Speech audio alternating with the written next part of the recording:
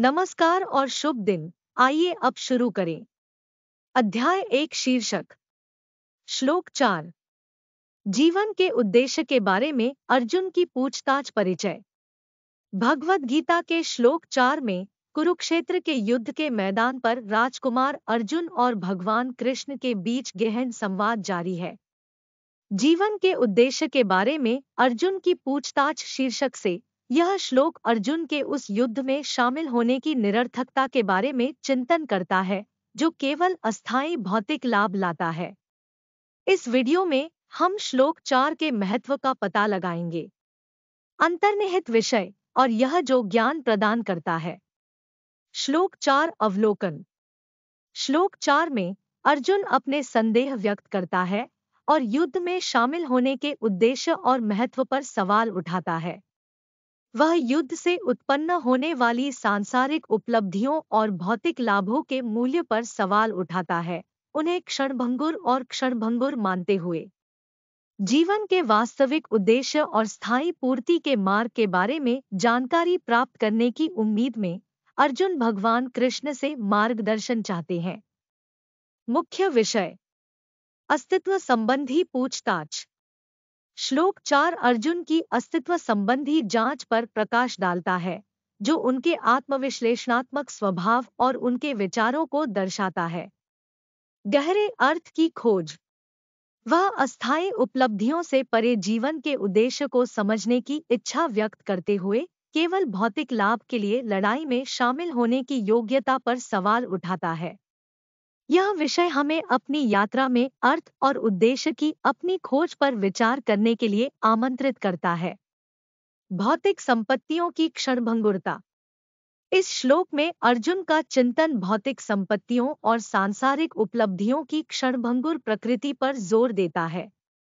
वह मानते हैं कि बड़े उद्देश्य से अलग होकर अस्थायी लाभ की खोज से मोहभंग और खालीपन हो सकता है।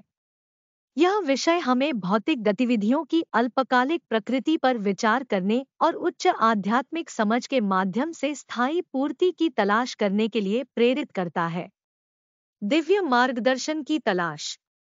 श्लोक 4 अर्जुन की विनम्रता और भगवान कृष्ण से दिव्य मार्गदर्शन प्राप्त करने की उनकी इच्छा को दर्शाता है। उनकी पूछताछ ज्ञान की इच्छा और जीवन के अंतिम उद्देश्य की गहरी समझ का प्रतीक है। यह विषय अस्तित्व की जटिलताओं से निपटने के लिए आध्यात्मिक मार्गदर्शन और उच्च ज्ञान प्राप्त करने के महत्व पर प्रकाश डालता है।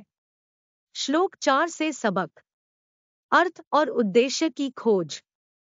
श्लोक 4 हमें अर्थ और उद्देश्य की व्यक्तिगत खोज शुरू करने के लिए प्रोत्साहित करता है। अर्जुन की पूछताछ हमें अपने कार्यों को एक उच्च उद्देश्य के साथ संरेखित करने और अस्थायी भौतिक लाभ से परे पूर्णता की तलाश करने के महत्व की याद दिलाती है। यह हमें अपने अस्तित्व संबंधी प्रश्नों का पता लगाने और जीवन के सार की गहरी समझ पाने के लिए प्रेरित करता है। क्षणिक इच्छाओं से वैराग्य। इस श्लोक में भौतिक संपत्ति की क्षणभंगुरता पर चिंतन हमें वैराग्य का महत्व सिखाता है।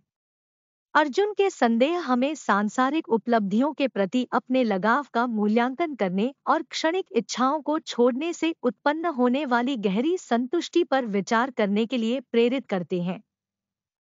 यह हमें स्थायी शांति और संतुष्टि प्राप्त करने के साधन के रूप में वैराग्य विकसित करने की याद दिलाता है।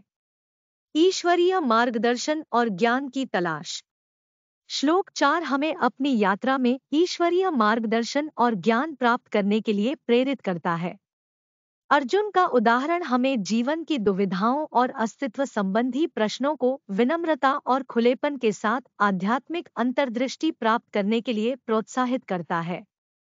यह हमें याद दिलाता है कि सच्चे ज्ञान और जीवन की उच्च समझ की खोज हमें उद्देश्य, स्पष्टता और आंतरिक पूर्ति के मार्ग पर ले जा सकती है।